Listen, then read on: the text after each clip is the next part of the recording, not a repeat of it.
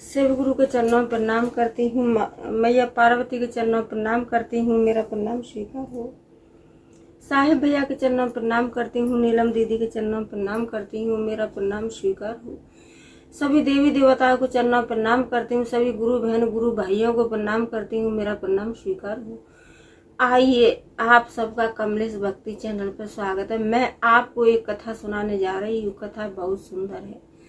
मैं आपको एक कथा सुनाने जा रही हूँ और कथा को पूरी सुनना चाहिए। आधी सुनने पर देवों के देव महादेव का अपमान होता है, पूरी सुनने पर सम्मान होता है, इसीलिए पूरी कथा सुनना चाहिए। एक किसी के बेटा की शादी थी। किसी गांव में किसी के बेटा की शादी थी, तो वो गए थे बाजार शादी का कपड़ा खरीदने के लिए। तो उधर से जब कपड़ा खरीद के आ रहे थे तो रोड पे और एक बहुत सुंदर साड़ी और उनको रास्ता में रोड पे पड़ी हुई मिली। तो उन्होंने उस साड़ी को उठा करके और अपने कपड़ों में ही रख लिया, और वो घर आ गए। तो शादी हो गई। शादी हो करके घर में बहू आई, तो वो साड़ी थी, वो कहती थी बहू से कि मुझे पहन ले। तो बहू थी, वो बेचारी, कहते हैं ना कि दूसरे की बेटी जब दूसरे के घर आती है तो उसका वहां पे अपना कोई नहीं होता है। और वैसे कहते हैं कि सारा कुछ उसका ससुराल में ही होता है, लेकिन जो पहले बेटी जाती है तो उसका वहां पर कोई नहीं होता है। धीरे धीरे समय के अनुसार सब कोई अपना बन जाता है। तो क्या हुआ कि वो साड़ी थी, वो साड़ी कहती थी कि मुझे पहन लो।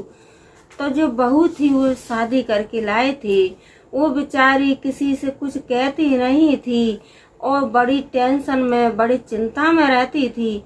तो वो साड़ी क्या करती थी कि जब कोई उसके पास में रहता था तो वो साड़ी कुछ नहीं कहती थी, और जब कोई नहीं रहता था तो कहती थी कि मुझे पहन लो।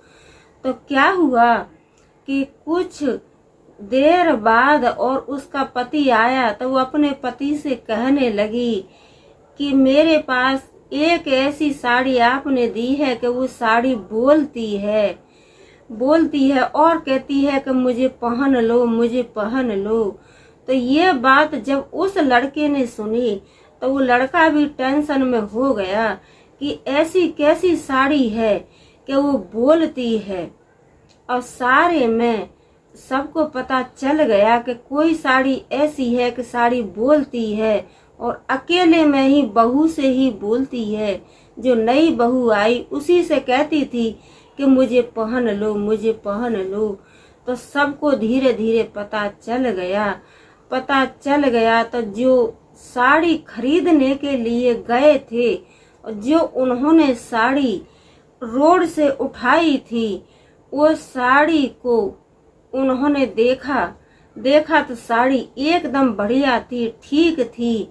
तो फिर वो बहू से सबसे कहने लगे कि इस साड़ी को बेटा यहीं पर रख दो और हम सुनेंगे कि जी क्या टाइम बोलती है या नहीं बोलती है। सबको और बहू को झूठी बता दिया कि कपड़ा कभी बोलता है, नहीं बोलता है, कपड़ा नहीं बोलता है कभी।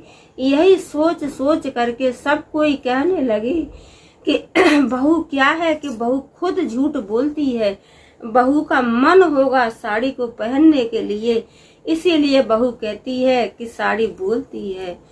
तो क्या हुआ कि जो साड़ी को उठा करके लाए थे उन्होंने साड़ी को अलग रख दिया, और साड़ी जब देखी कि बहू अकेले में है तो कहने लगी कि मुझे पहन लो। तो ये बात और सबको पता चल गई। तो सब कोई कहने लगे कि बेटा इस साड़ी को आप पहन लो और हम भी देखेंगे कि आप इस साड़ी को पहनोगी तो देखो क्या होगा क्या नहीं होगा। तो बहू ने वो साड़ी पहनी और साड़ी पहन करके और बहू घर से बाहर जाने के लिए तैयार हो गई। और पीछे से उसके देवर, जेठ, ससुर, पड़ोसी सारे कोई उसके साथ में, पीछे आगे आगे बहू और पीछे पीछे सारे परिवार के आदमी। तो बहू थी वो आगे और परिवार के आदमी पीछे। चलते चलते चलते चलते बहू थी कि बहू कहाँ पहुंची थी, वो साड़ी कहाँ लेके गई बहू को, कि मरघट में साड़ी लेके नैया बहू को गई। वहां गई तो क्या हुआ कि जो परिवार वाले थे उन्होंने उस साड़ी को खोल करके वहीं पे जला दिया और अपनी बहू को अपने साथ लेके चले आए। अपनी बहू को अपने साथ लेकर के चले आए और साड़ी को वहीं जला करके आ गए। मेरी वीडियो को आप लाइक, शेयर, कमेंट, सब्सक्राइब कीजिए और कमेंट में हर हर भोले जरूर लिख दीजिए।